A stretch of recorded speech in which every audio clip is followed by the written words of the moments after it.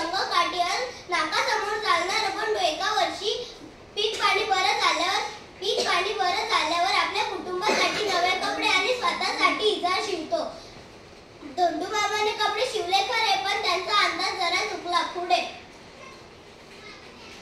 जरा इजार 4 बोट लांब झाली आहे.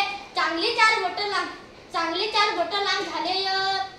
आता पुन्हा धोंडू मामाकडे जायचं म्हणजे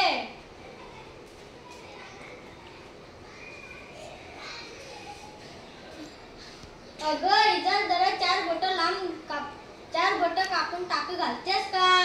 सकाळी सकाळी काय आमची जेवण बनवायचं, पिताच्या शाळेत जायचं, मला नाही जमणार. सुबे इजार जरा 4 बोट लांब कापून टाकू घालतेस का? नाही दादा, मला केवढा अभ्यास कर, आता कॉलेजची वेळ होईल. तू आईला सांग की.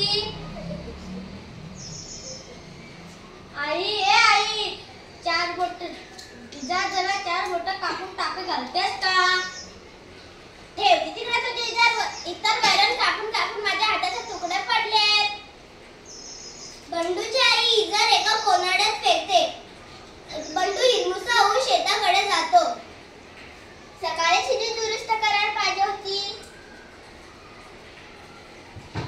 बंडूची बायको इजारीचे पाय कापते आणि दुमडून टाके घालते. आपला भाऊ किती राबतो, कष्ट करून मला कॉलेजला पाठवतो. मी दादाचं इतकं तरी काम करू शकत नाही.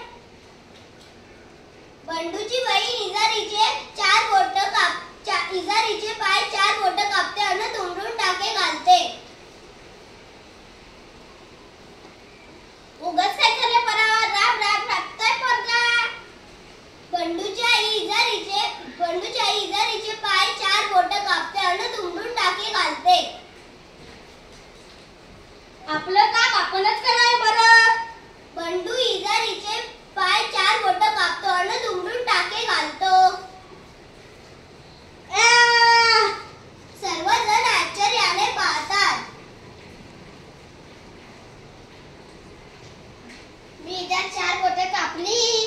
मी पण. अगं बाया, मी पण 4 बोटे कापली. मी पण.